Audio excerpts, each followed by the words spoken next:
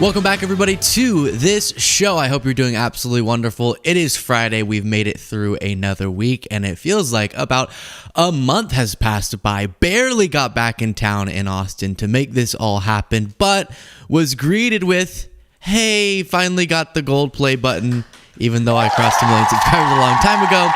But this is you. This is you. Oh my gosh.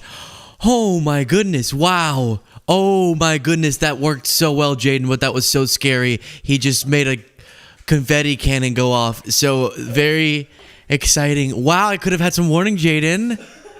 Okay, now I got confetti in my hair. Very exciting. So thank you all so much for being here. We're going to talk about heart attack. Heart attack right now here. I'm leaving the confetti, by the way. We're talking about Noem suffering one final humiliation after she was ousted, and Iran leaders issuing terrifying threats, Russia getting in on helping Iran fight us. This is bad, okay? Baron Trump, why isn't Baron going to war if this is such a rational choice to put American lives at risk by Trump? My computer is covered with confetti. So, with that being said, let's get going.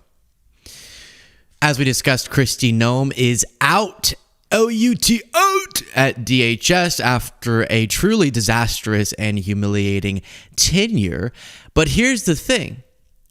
It was rough news for her that she got fired by Trump and moved to some, and I do still have confetti in my hair if you're watching this. We were celebrating something, don't worry about it if you're watching the segment form. It was humiliating enough that she was ousted and moved to sort of a fake position, from what I can tell. But then afterwards, seeing that literally no one was sad for her, like not even MAGA, must be pretty depressing. So I'll show you some examples of people mocking her, but first here is Fox News just sort of like, all right, she's out. It's not, what, but she was doing such a great job. They're all like, yeah, she kind of should have been fired a while ago. Ari, you've seen a lot of firings in your time in D.C., did this surprise you? I mean, there's a lot of nasty stuff, Ice Barbie and all that. But what was the thing that really pushed this over the edge in your mind? Well, I think it was two things, Laura. Number one, immigration was the president's biggest winning issue going into the campaign, and he didn't want to see it turning into a losing issue. And the street confrontations, all the violence on the streets, I think it just set a patina that made the president start to see he's losing support on an issue where he needs a Department of Homeland Security that helps him to gain back that support. But the second, I have a source who has told me that when the White House heard about the shooting of Alex Preedy, they were informed by Department of Homeland Security officials that it was an attempted assassination. It was a would-be murder. And the White House used language that reflected what they were told by Homeland Security. And then they saw the video, and they felt they got bad information from Homeland Security, and they echoed that bad information. So in a backgrounder today, one of the White House officials said one of the reasons they let her go was because of what happened in Minnesota, and that put a fine point on what happened. They didn't trust the information they were getting from Homeland Security.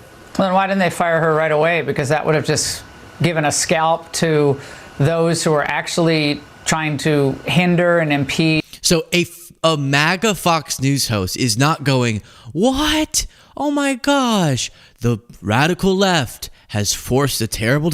Instead, it's, why wasn't she fired earlier? Like, we were all kind of sick of her, which I think is just one final blow for Kristi Noem on her way out.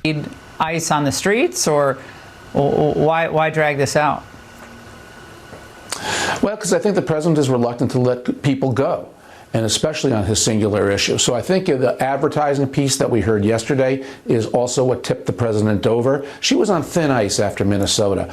But Laura, okay, so we see that. And then other people were having much more fun. Jared Moskowitz. I can't play the audio because last time it copyrighted us, but it was one of these in memoriams, and the song was, in the arms of an angel, fly away. Oh, now it's just like a... There we go. One more time.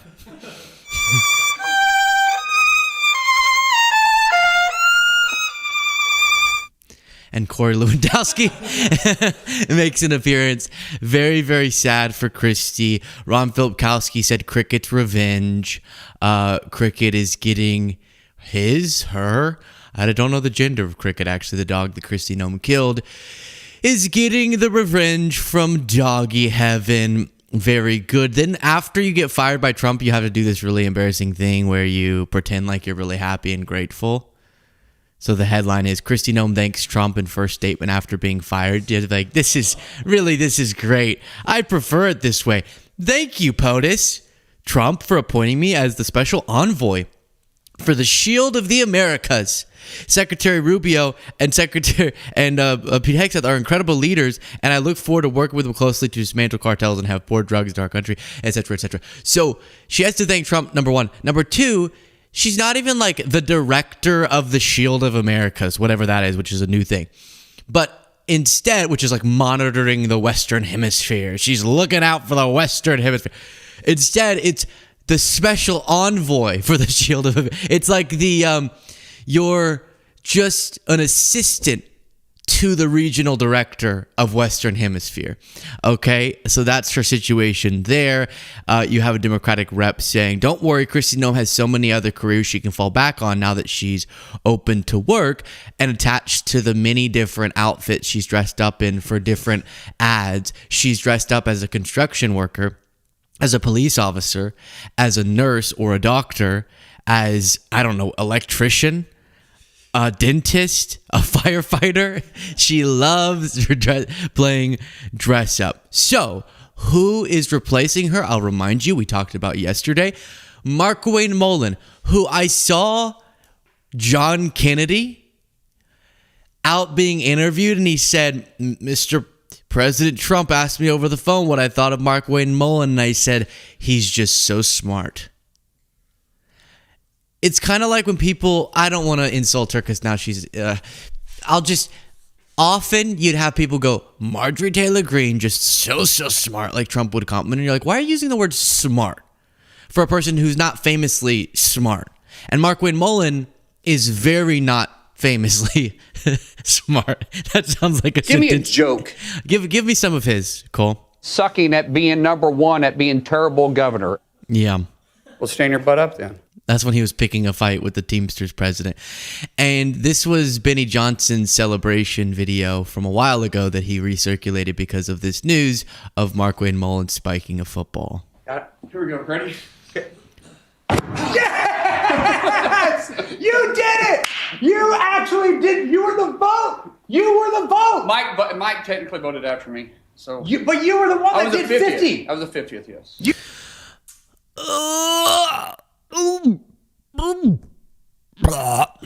So there's that. Yeah, you did it! You did it, Markwayne!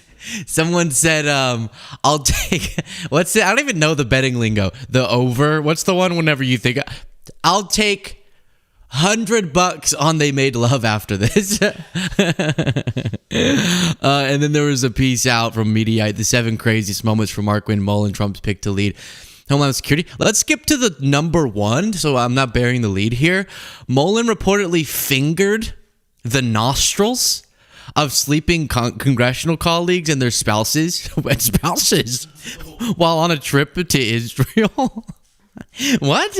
Wednesday night, after a full day of coverage, Markwayne Mullin near fisticuffs with a Teamsters leader and his subsequent unapologetic victory lap of media appearances, we got an email from someone who served, and I guess he was fingering their nostrils. Do we need to read this whole story? I don't think so. Was this if you fall asleep first at the slumber party, we're writing something inappropriate, we're drawing a penis on your forehead in Sharpie. But I don't love that they chose that term. Just say he poked his finger in their nose. I'm sure he went like this. Oh, ha ha. But the way they said it makes it look like he was like, oh.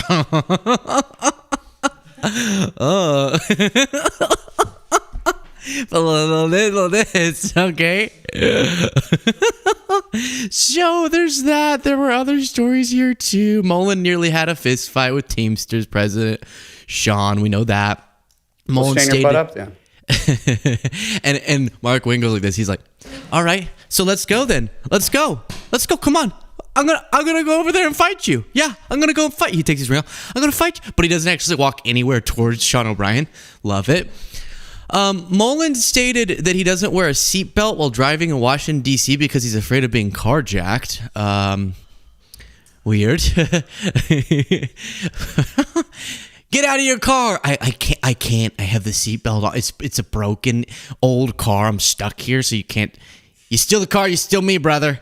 And you stand your butt up, because Mullin claimed after the January 6th riot that only Democratic political rallies became violent. Wow. Compared Charlie Kirk to Martin Luther King Jr., who Kirk really didn't like. That was always a weird one. You're like, hey, I understand how horrible that event was. The fact that he was assassinated, terrible. Grieve, got it. What's this whole he's the MLK Jr. of our day stuff? When he's literally on the record being like, gosh, MLK's annoying.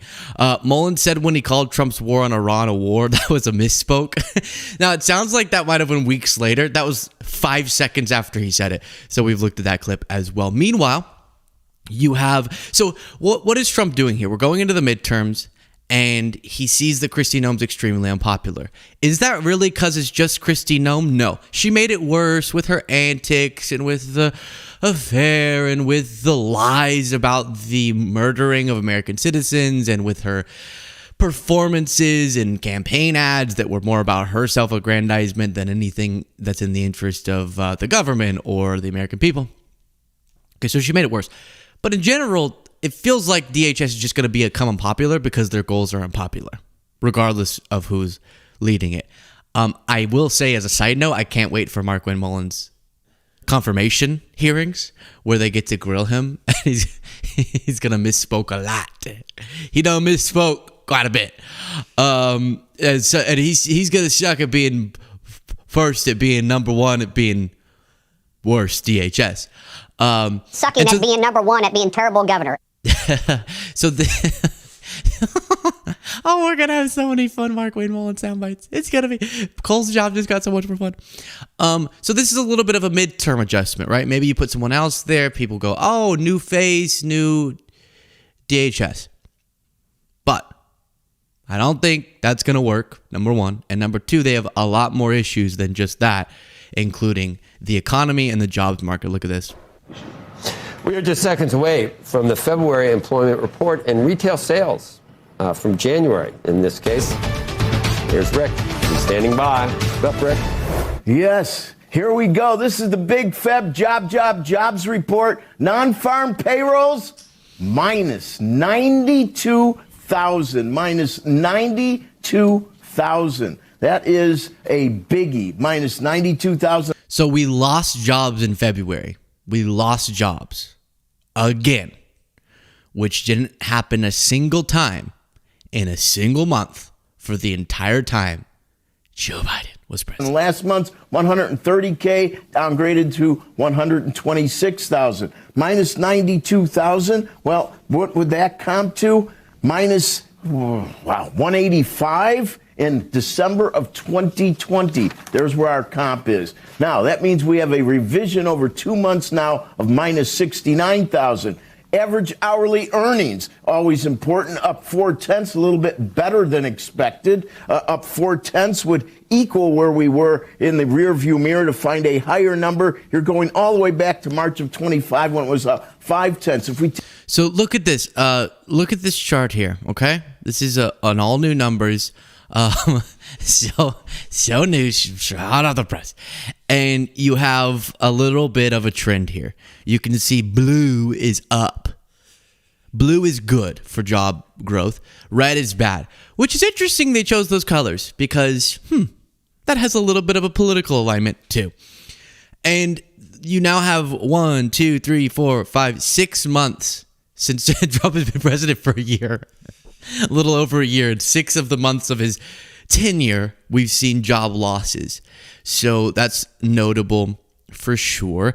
And then speaking of the midterms, you do have this Republican congressman from Texas, Tony Gonzalez, who got enough votes despite us already knowing the story of him having an affair with his staffer, and then later on that staffer ended up committing suicide. Now, it's worded that way because that has increased scrutiny around the scandal, and he was sort of pressuring her for sexual photos.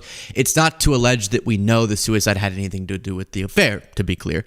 But for a long time, Tony Gonzalez wasn't admitting this, and they're lying about me. But then he had to come out and admit, okay, yes, I was having this affair with my employee. And he didn't use this term, but we can see in the text using pressuring language to get sexual photos from her. Oh, by the way, we already knew about this. He just admitted it after the election, but he's going to a runoff. Like, he got enough votes to go to a runoff with his primary opponent. He didn't get defeated outright. You know, very, very direct, Pags. I made a mistake, and I had a lapse in judgment, and there was a lack of faith. And I take full responsibility for those actions. Since then, I've reconciled with my wife, Angel. I've asked God to forgive me, which he has. And my faith. How do you know? Why are you speaking? This is a very dark and grim subject, but can we just sit for a second on that? How do you know God forgave you? That's actually a little bit. If it weren't in such a dark setting, it would be kind of epic to just go, you know, I talked with God. You know, I murdered 30 people, but I asked him, I said, you cool with that? And he said, yes. And I said, how do you know he forgave you? To forgive me, which he has. And my faith. God also told me that I really did nothing wrong, and that voters in Texas should elect me, and that really I should be president. So, you know, God has spoken. Faith is as strong as ever. When you make mistakes like this, you know, it's never easy. It humbles you, but it's important to kind of work through it all. You know, I look forward to the ethics committee starting an investigation. I appreciate the opportunity to be able to provide all the facts and all the details that lead to exactly what occurred in the entire situation. Yeah, he keeps saying that. I'm really glad that the ethics committee is investigating me. I really look forward to it. Stop, you're overcompensating, number one. I went and watched this full interview just out of sort of curiosity, and he kept saying, listen, I'm going to win. We got enough votes for the runoff. I'm going to win this thing. These headlines aren't going to stop me. And then literally 2 days later, you have this. Well, we got some breaking news just in. Republican Congressman Tony Gonzalez of Texas has announced he is dropping his re-election bid. This comes after he admitted having an affair with an aide who later killed herself. He did say he's going to serve out the rest of his term. And I want to read just for a second what he has posted as well, saying, at 18, I swore an oath to defend our nation against all enemies, foreign and domestic. During my 20 years in the military and 3 terms in Congress, he talks about fighting for those very moments. But after deep reflection and with the support of my loving family, I've decided not to seek re-election while serving out the rest of this Congress with the same commitment I've always had. This is, I understand it's kind of, you know, like anyone is going to say they're not dropping their re-election bid, or they're not dropping out of a race, or they're not resigning until the second that they do. I get that. Or sort of the Biden, like, I'm staying in the race. Never mind. No one could get me out of this race. And you're like, hey, let's go. When you get knocked down, you get back up. Yeah. And then he's like, all right, I'm staying down. But here, he was so, you didn't see it in that clip, but in the full interview that I watched with this Joe Pags guy, he kept saying, I'm in this thing. My constituents want me. God told me he wants me to continue running this campaign. And then like 48 hours later, he's like, nah, I'm kidding. Never mind. All that tough talk. Never mind. So that's pretty grim. Thank you all so much for joining us. We're here Monday through Friday unless there's some crazy interference. We even still got shows out at wacky times, but we got shows out while we were traveling in Nashville. Lady Silvermoon. Okay. I don't know if I read that right. 5 gifted memberships were sent by that user, and I appreciate it greatly. Now let's talk about this. So I've been referencing a lot. I just got back from Nashville where I did a debate with Michael Knowles, the Daily Wire host, as well as the Republican Congressman Dan Crenshaw. And they were both sort of taking, even though Michael was waffling a little bit, but they're both sort of taking the pro-war with Iran stance. And one of the things that kept coming up is them saying, if we strike them hard enough, then that will be a form of deterrence. And despite us not putting boots on the ground, which even they seem to admit would be disastrous, we will strike our way, bomb our way to the Iranian regime. While it will still be the same regime with just some of the leaders dead, it'll pound them into submission. And then they'll end up going, okay, you know what? We want to negotiate with you, and we don't want to do all these bad things to you anymore. It doesn't sound right based on what I feel like I've learned in history, that wars like this often actually escalate tensions. Might shock you to find out. But that was their argument, right? You're going to scare them so much they're going to go, okay, we won't be so anti-American anymore. Well, so far, so bad. That's not happening. And instead, you're getting escalatory and terrifying statements out of the Iranian regime like this. A senior Iranian cleric has delivered a scathing address to the Iranian people, during which he demands the shedding of Trump's blood. This was aired on Iranian state TV. Quote, "We are now on the verge of a great test, and we must be careful to fully preserve this unity, to fully preserve this alliance." In addition, he demanded the shedding of Zionist blood, the shedding of Trump's blood, urging the followers to fight the oppressive America. His blood is on my shoulders. So that's one example, right? Of instead of, okay, all right, we're going to stop now. Now we're like chill with you. It's the opposite direction, which is freaky and expected. And then you have another Iranian official saying, oh, we're ready for a ground invasion and we're not open to negotiating. So could that change? Yes. Despite me being opposed to this war, do I hope it does change? Yeah, obviously. Do I think that they'll also try to hype up their ability to fight? Yes. But we're already seeing disastrous consequences. Americans dead, children dead. We now have reportedly at this point, preliminarily, the military investigation into that school that was hit by joint U.S. and Israeli strikes. It was us, and it did lead to hundreds of people, innocent civilians dead, including children. And U.S. bases are being hit. Our allies in the region are being hit. And still, we're waiting for a coherent, what's the end goal here? When is this over from the Trump administration? And then one other example, you know how during the Biden administration, anytime he would like give aid to Ukraine, MAGA would screech, he's pulling us into World War III with Russia. Well, I wonder what they would say about this. Russia's providing, according to the Washington Post, Iran intelligence to target U.S. forces. The targeting information has included the locations of American warships and aircraft in the Middle East. But despite that, at like the same time, Javier Blas reporting, breaking, U.S. Treasury eases oil sanctions on the Kremlin, allowing Indian refineries to buy the millions of barrels of Russian crude on floating storage until early April. Massive win for Putin. So easing sanctions on Russia while we're getting information that they're assisting Iran's ability to hit Americans. That's actually what you look at as a potential global escalation that could have catastrophic consequences. And then every time you say, okay, so here all this news, my heart rate, let's look to the president. Maybe he can ease our concerns. Mr. President, we're hearing that there could be domestic backlash, domestic terrorist attacks after this war has been started that the majority of Americans do not want. Should we be afraid of that, of being killed here at home?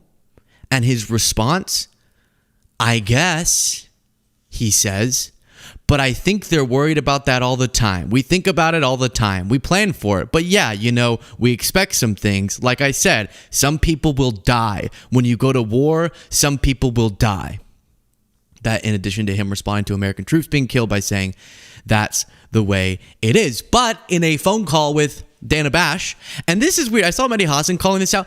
This is weird. These non-right-wing media outlets like CNN, okay, that are supposed to be a check on the government's power, and some of their coverage has been really, really good on that. But they'll take these phone calls with Trump and then just like exactly relay what he says and be like, oh, this is what he says. Something feels off about that. But he says that he rates out of 10 the war with Iran at anywhere between a 12 and a 15. Quote, we're doing very well militarily, better than anybody could have even dreamed. Meanwhile, you have reports that Pete Hegseth and Marco Rubio are feuding over the approach to Iran. You know how a lot of these defenders of Trump will say, no, I agree. They keep moving the goalposts, right, by the way.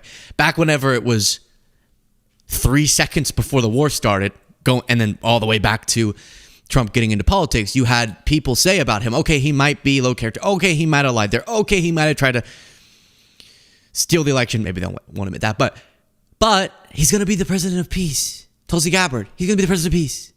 She's been railing against a war with Iran for like her entire career. And then he starts a war with Iran, and they're like, okay, all right, so we didn't mean that.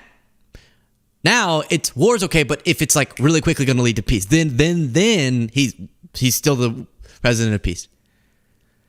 But he's not going to put boots on the ground. There's not going to be a ground invasion. Despite if you're saying the accomplishment would be a regime change, you would almost certainly have to have boots on the ground, which would lead to so many casualties. But now you have reports that one of them is arguing with the other about whether or not they should send troops on the ground. So that is being considered. And it's causing a feud between the two of them. The White House was like, no, that's not true. This was what I referenced about that strike. American forces were responsible for a strike on an Iranian girls' school that killed at least 150 students and staff. Dozens of little children. But hey, Trump rates it 12 or 15 out of 10. Pretty heinous. And it's heinous that Iranian forces killed Americans. And when we say we don't want our leaders, and this is something I got into it with Michael Knowles over, we don't want our leaders to send our troops into harm's way unnecessarily, and many of them will lose their lives. That's not to say then when they are sent in and if they lose their lives, it's their fault. Not at all. It's the leader's fault. It's the enemy's fault for killing them. And we should take responsibility when we're doing war crimes or killing a bunch of civilians. And criticizing that is not being anti-American. It's actually the epitome of being pro-American. He quickly turned to Cuba. He said, without being asked, Cuba is going to fall pretty soon, by the way, but Cuba is going to fall. They want to make a deal so badly. And I asked, how so? He said, they want to make a deal, so I'm going to put Marco over there, and we'll see how that works. So this is something both Lindsey and Trump are now doing. When they get asked about Iran, they'll be like, oh, yeah, it's going to go. Also Cuba. You can't even keep your mind on one at a time. Wild. And then you had people posting this Donald Rumsfeld clip on the Iraq War. Okay, so this is February 7th, 2003. See if you hear any similarities. It is not knowable if force will be used, but if it is to be used, it is not knowable how long that conflict would last. It could last, 6 days, 6 weeks. I doubt 6 months. Obviously, it turned into years, thousands dead, and a region even further destabilized. So it feels like we're hearing similar things here now. Oh, it could be. They actually do this similar breakdown. They're like, it could be days or weeks, maybe months, but I doubt very long. But when you don't have a plan and you kind of do one wave of strikes and they go, okay, have we fixed the problem? No. Another wave of strikes. Okay, well, it got worse. Oh, they're making even worse threats towards us. Okay, another wave. And then you end up having arguments about why. Maybe what we have to do is do a ground invasion. And then you try that, and then it further gets destabilized, and on and on and on. And next thing you know, you have a 20-year catastrophic war.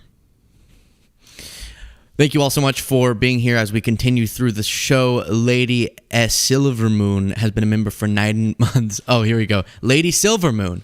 Okay, the E was throwing me off, right? The E's just in there. Lady Silvermoon. I could do Lady Silvermoon. That's good. Carl A. Reasoner said Epstein is in the Trump files. Oh, gosh. You said it on me. Shannon the Cannibal Kitty. Huh? Has become a member. Thank you for becoming a member.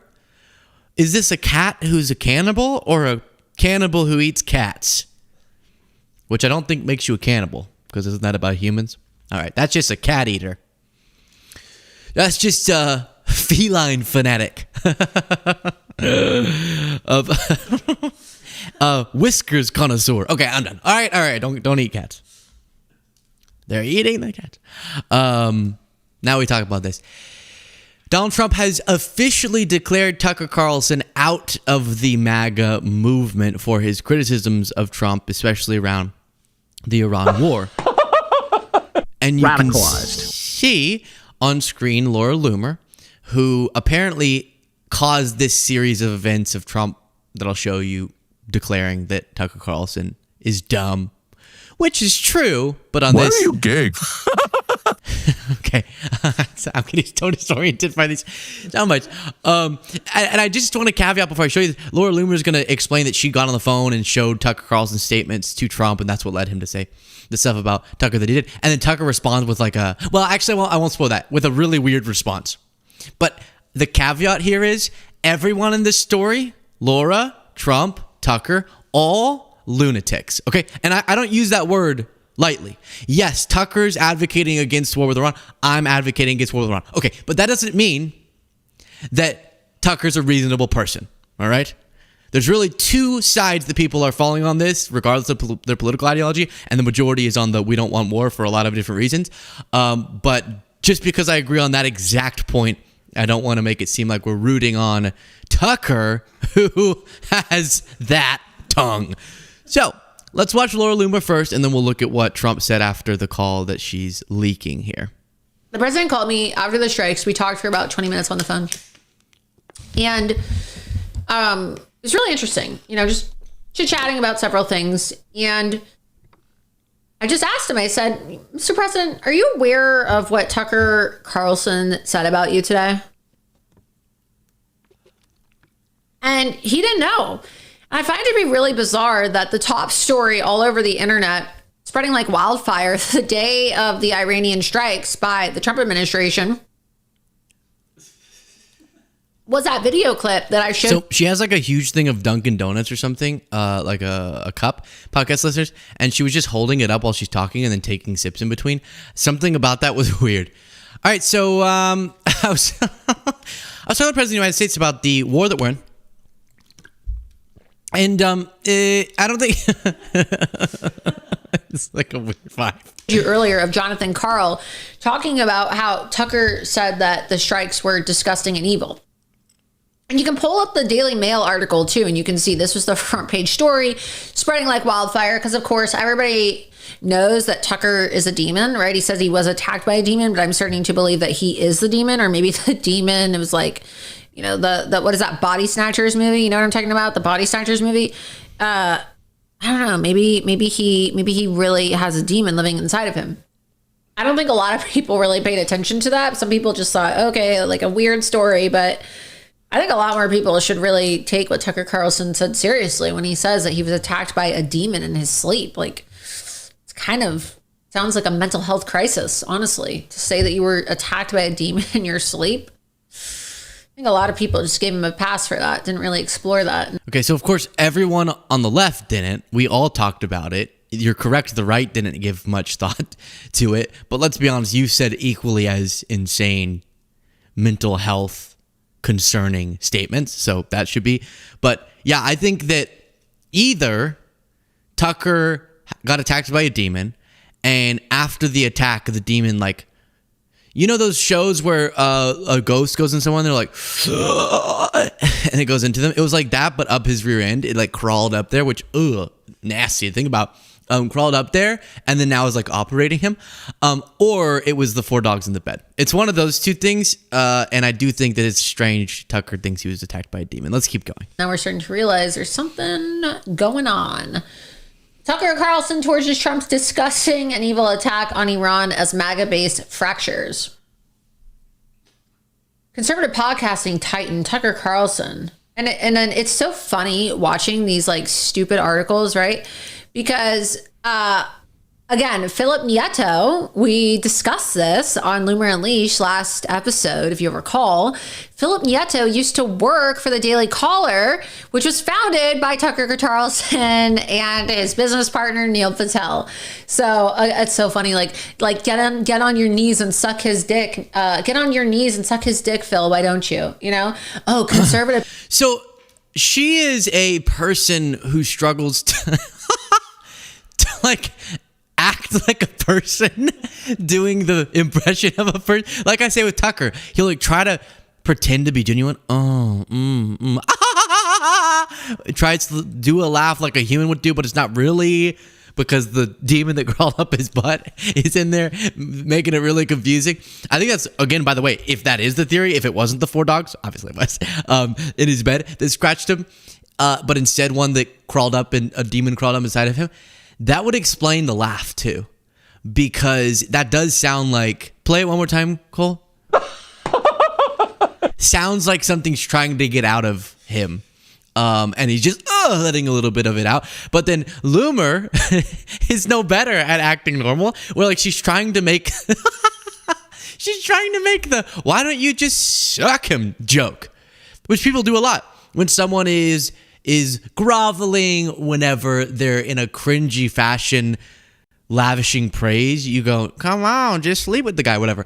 But in her case, she can't make it sound like a normal joke, so she's like, just suck his dick. You're like, oh my gosh, Laura, gosh, this is supposed to be PG. Podcasting titan Tucker Carlson.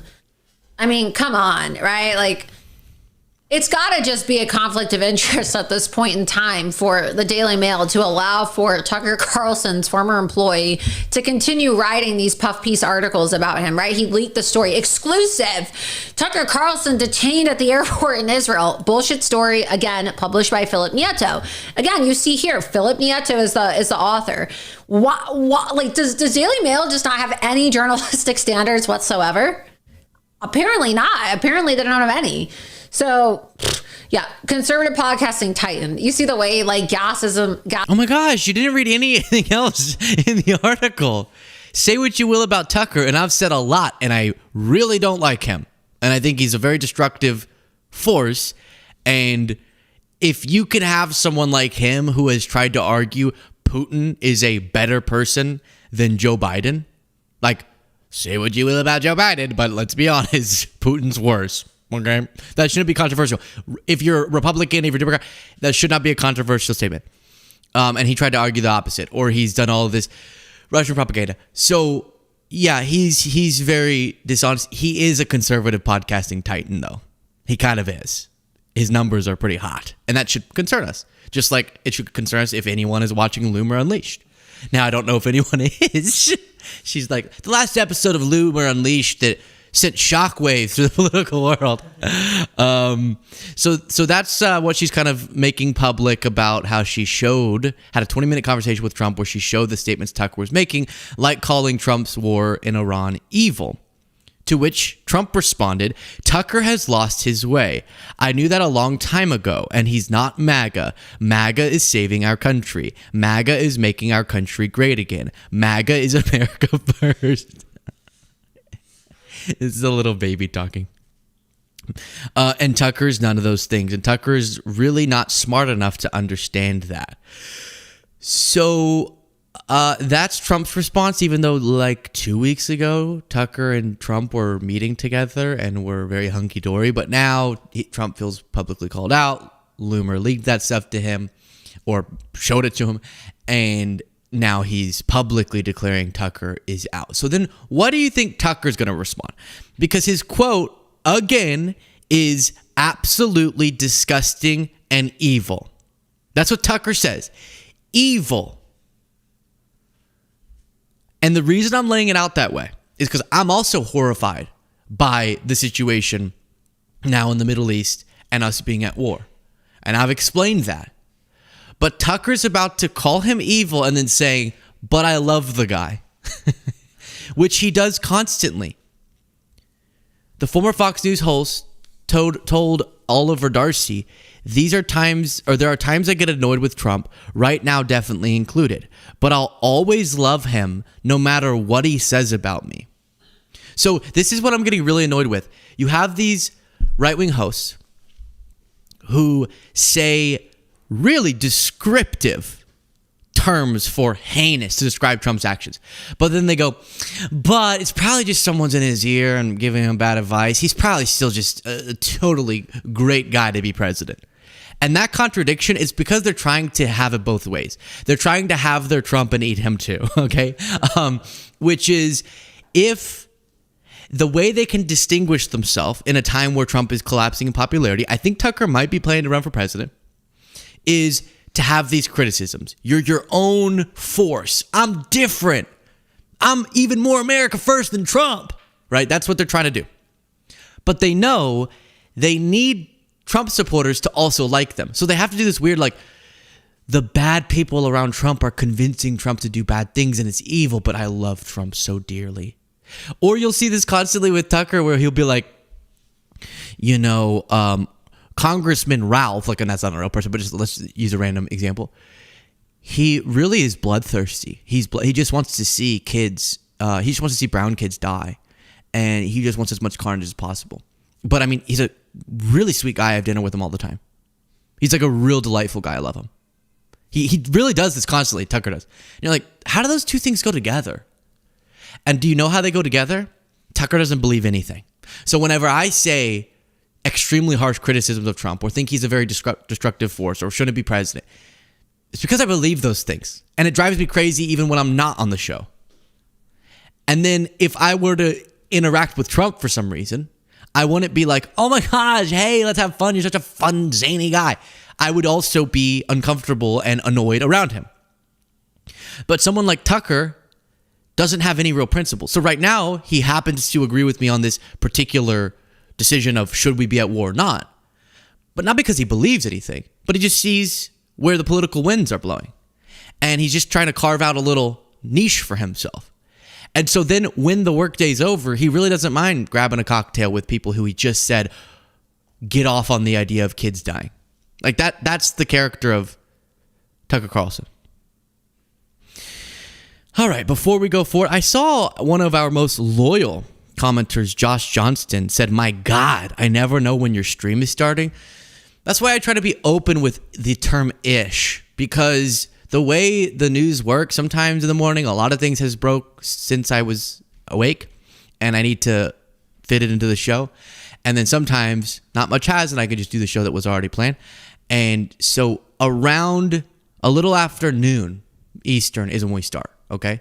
Anywhere from like 12:15, 12:30, 12:45, and then something crazy like we were in Nashville and all these other extenuating circumstances, it got pushed back later. But the reason you don't have to stress about it is I love if you join live. That's awesome. And you can look out for it around that midday period. But if you miss it, it'll be up on the homepage forever. So you can just go watch back the full show whenever works for you. And I do encourage you all to do that. Le Perms became a member by clicking the join button. I appreciate that. Nanabis says, thank you. You make me hopeful and proud. That is awesome.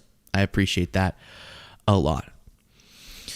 I sent out a post on X whenever I was a little bit upset that said, is Barron Trump gonna go to war? Is he gonna enlist in the military? And it's not so much just about Barron, because like the children of a political leader don't have to be responsible for the actions of that political leader. I get that.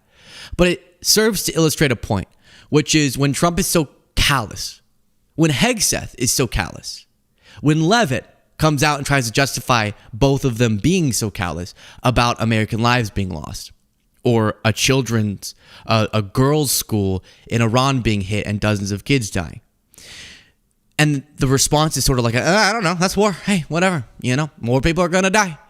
A part of the reason someone like Trump is so disconnected from the human toll, and you can tell literally can't even sympathize with it, is because it's not him, it's not his kid. So when you bring up Barron, I think it illustrates that point of like the billionaire president's son is not going to be impacted by this, but maybe our family members, our friends will be. And that's something that Lawrence O'Donnell brought up on his show during a pretty striking monologue. Here we go. An unconstitutional war, and you are of the age that is eligible to fight and die in your father's war, what do? There is no suspense tonight about what Baron Trump will do. He will do nothing. In 2 weeks, he will have his 20th birthday party. It will surely be a lavish affair. None of his friends will show up in military uniforms. No one who Baron Trump has ever been in a classroom with is likely to have joined the military. Donald Trump has been quoted by his former White House chief of staff saying that soldiers killed in combat are suckers and losers. What does that make a soldier who wasn't in combat and is killed?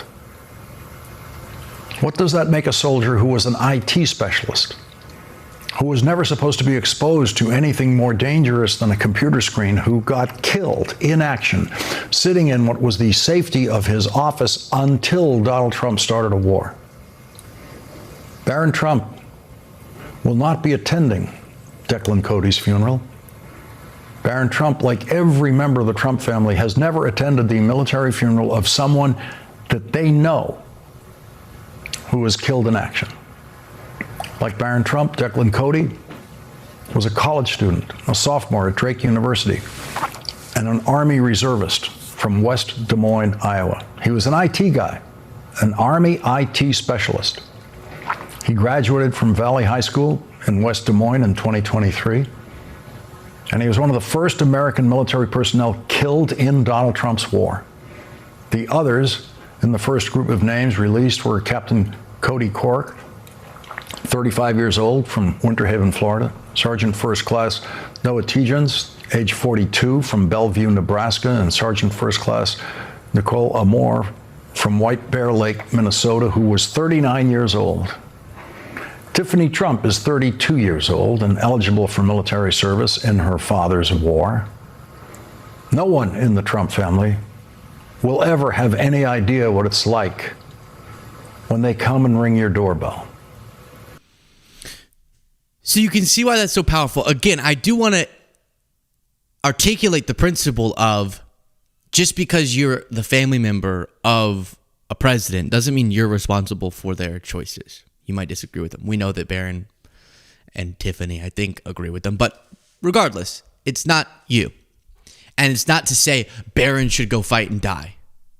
It's about illustrating the point, and it's a bigger one, even than just the very important one that is at the center of this being war. It's about how disconnected from the average American in general Trump is. He could never, ever in his brain, really think about it, there's no world in which he can even understand what it means to budget do I have enough in my bank account to get this batch of groceries? He doesn't even know that groceries is a common word people use. He thought that he brought it back and it was an old-fashioned thing that people didn't use anymore. He doesn't know what it even means, as a conceptually, to not be able to afford health insurance and to be worried if something happens, you literally will go bankrupt because you need medical care. He doesn't know what that means experientially. And he definitely doesn't know what it means to be worried for a loved one because of decisions of political leaders. He was asked to serve, and he came up with some bogus excuse. When it's him, he has to be exempted. But when it's other people's sons and daughters and parents and siblings, he says that's the way it is. It's not really a big deal. It's just kind of life. It's war. And that is infuriating. And it again underlines, yes, how for Trump to be leading us in this is a whole nother level of terrifying. War in general is frightening. Being very skeptical and cautious of this type of regime change war is rational, regardless of who's in power. But I could imagine a different president under similar circumstances articulating the need for us to engage in military strikes, me going, please don't tell me we're going to do what we've done before, and having some level of trust that maybe they have a reason for this. With Trump, his history of not even understanding complex geopolitical topics and constantly lying about everything and jumping into stuff that he doesn't have a good plan for is so well documented that it adds to the fear. So you have that, and understanding it doesn't feel like, based on the facts we've observed of his words and behaviors, that he will be as cautious as you'd be with American soldiers' lives if you cared about them. And even before his comments in response to the casualties in this war, he's already literally disparaged the concept of service. I know that it feels like so long ago and, that's old news, but he's done it publicly. The John McCain, I like people who weren't captured. Like, that should have been an early sign. And then his own former chief of staff, highly respected, as Trump put it, General John Kelly, confirmed the reporting we had gotten months before that Trump called fallen soldiers suckers and losers, because in his mind he's thinking, why would you go do something for a cause, for other people, when it wouldn't serve you? Why would you put your life in danger when it could lead to you dying in the service of others? Like, he does, as difficult as it would be for him to understand going to the grocery store and having to calculate, okay, I have only $68 that I could use right now, but I need this. Okay, do I have a coupon? As difficult as it is for him to comprehend that, similarly, equally as difficult for him to understand sacrificing anything in service of others. And that's why I think the Barron Trump point is profound, especially while people his age will be risking their life for this war that Trump is struggling to give us a clear vision on, or a clear legal premise. Meanwhile, Barron's just raking in money because of his name, which they told us was the great sin of Joe Biden because Hunter Biden. But Hunter Biden at least was older and had actual businesses. What the heck is Barron Trump starting Soyuz Yerba Mate? Okay, and then he's Barron Trump's new get-rich-quick scheme linked to father's donor. Oh, shocker. Or his $150 million net worth because of his stake in World Liberty Financial, which foreign governments and foreign individuals are funneling money to get favors, funneling money into to get favors from Trump as president. That life where you go, oh yeah, hey, could you just give me some stake in that company? I don't know anything about World Liberty. I don't know, crypto, whatever. But just give it because I'm Trump. I'm Barron Trump, so just give it to me. Oh yeah, I'm going to get $150 million. Great, cool. Oh, a lot of that's funded through people who are doing it to get in the good graces of Trump. Yeah, cool. That life is so far disconnected from the life almost every American is living. It blows my mind. And it would be one thing if Trump was running for president, and then we were making these points, but we've now put him in office twice, not us, but us, knowing this about him. And now it feels like just now some of the people who got duped that he was their warrior are sort of realizing maybe he's a warrior for the elites because he is one, and that's all he's ever cared about. All right, you have Jason saying not drinking Pep, Luke. Yeah, I am coming to the apartment here, and they didn't have any Pep. Heartbreaking, but you should get some Pep. I'm going to get Pep when I get back home. Drinkpep.com. Order it directly to your doorstep. In this relevant time, I will mention both my brothers are currently serving in the military while trying to run this company. So drinkpep.com. Order energy drink, gut-friendly, healthy, that's not going to destroy your body like so many energy drinks. Aquardiel Boyles said, hey, Luke, I'm proud of you and your team. Thank you. And then Intuition Jen sent 10 gifted memberships. 10! Woo!